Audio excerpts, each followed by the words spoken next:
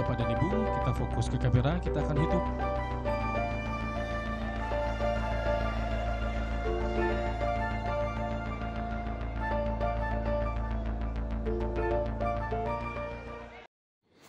Walau jarak Banda Aceh menuju Jakarta sepanjang 2.481 km dengan waktu tempuh 47 hingga 56 jam melalui jalan darat lintas Sumatera dan butuh waktu 2,5 jam dari Bandara Sultan Iskandar Muda untuk mendarat di Bandara Internasional Soekarno-Hatta Tangerang, Provinsi Banten, tak berarti haru biru proses kontestasi Pilpres tahun 2024 mendatang sepi.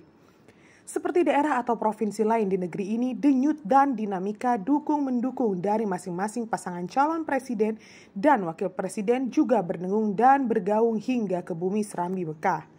Semua itu tentu saja tak lepas dari kerja keras para partai politik, pendukung maupun relawan setiap pasangan calon.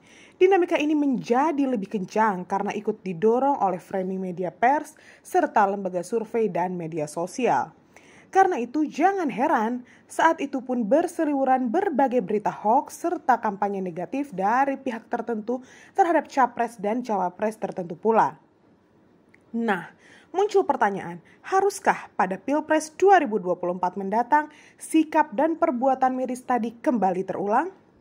Idealnya kita berharap tidak dan jangan, sebab semua itu adalah permainan.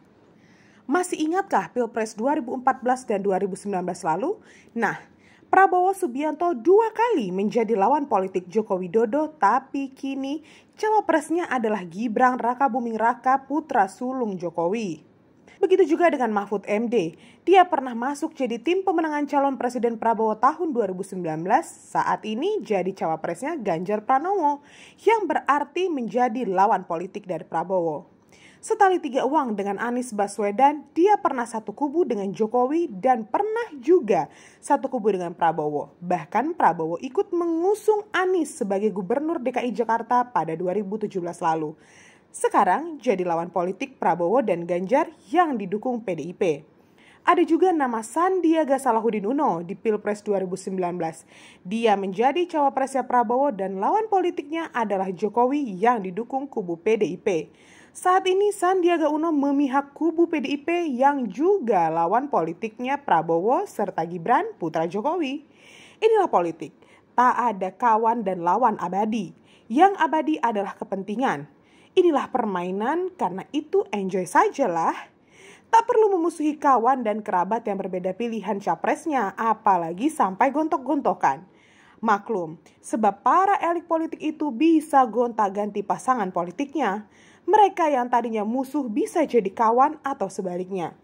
Sementara kita atau kalian sudah terlanjur memutus persahabatan bahkan persaudaraan demi junjungan politisi. Yang besok setelah Pilpres sudah kongko-kongko bareng di balik panggung. Sadarlah, mereka mendapat kekuasaan sementara kita dan kalian kehilangan persahabatan. Ingatlah kalau hidup kita susah yang menolongnya bukan para elit politik ya. Yang menolongnya bukan para elit politik di atas sana, tapi kawan, tetangga, dan saudara kita sendiri. Jadi, sebagai negara biasa, santai saja. Tetap jalin persahabatan dan persaudaraan dengan tetangga, kawan, dan sahabat, apalagi saudara kita. Pilihan boleh beda, tapi jangan korbankan persahabatan dan persaudaraan kita. Jadi paham kan? Yuk, berpolitik, gunakan akal sehat.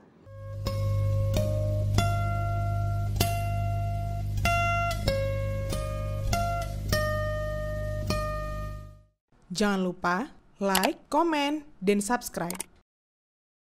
Serta aktifkan lonceng notifikasi.